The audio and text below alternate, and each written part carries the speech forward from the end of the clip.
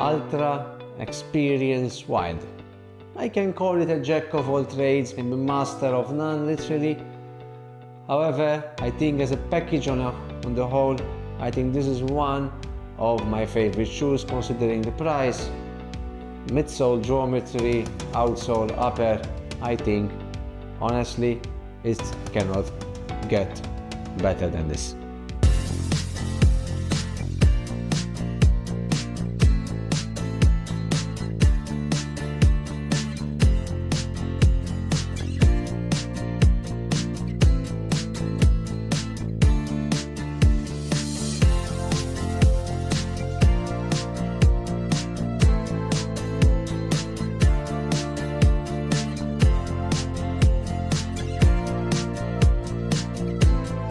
Altra Experience Wild is Altra's attempt for a trail running shoe with a 4mm drop, 28 in the forefoot, 32 in the under the heel. And this is my full review after running over 500 kilometers in this shoe. And now after 500 kilometers and this hours in the shoe, the mid started feeling a little bit firm compared to how it was in the beginning, maybe even the last 100 kilometers.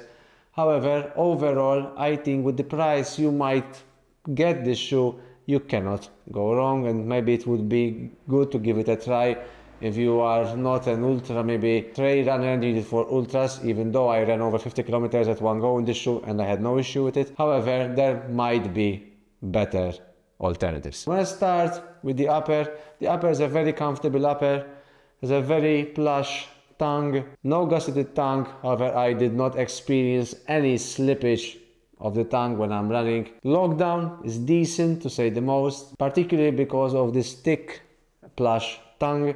It's very difficult to feel how tight the laces are because the tongue literally protects front of the top of the foot, and you're not going to have lace bites most likely with this shoe.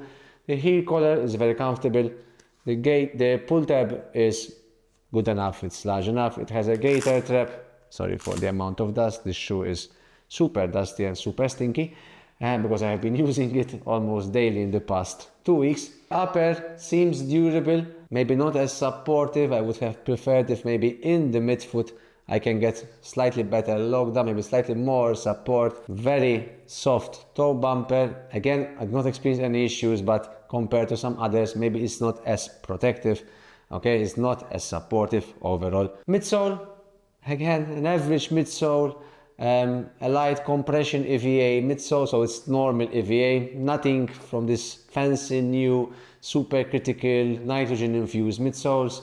However, I think it does perform well on the trails, much better on the trails than on the roads. It is protective. It starts as being plush and soft. You can feel it, the softness when you're stepping on rocks and stones. You can feel them kind of getting absorbed.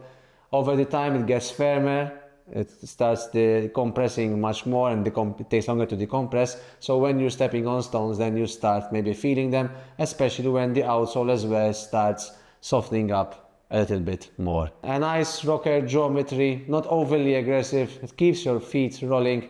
I really enjoyed doing all these kilometers in the shoe. Outsole is a Max Trek outsole, no Vibram here, not even in the new Experience Wild 2. We're going to see the same outsole, the same midsole. The improvements, according to Altra, are only in the upper.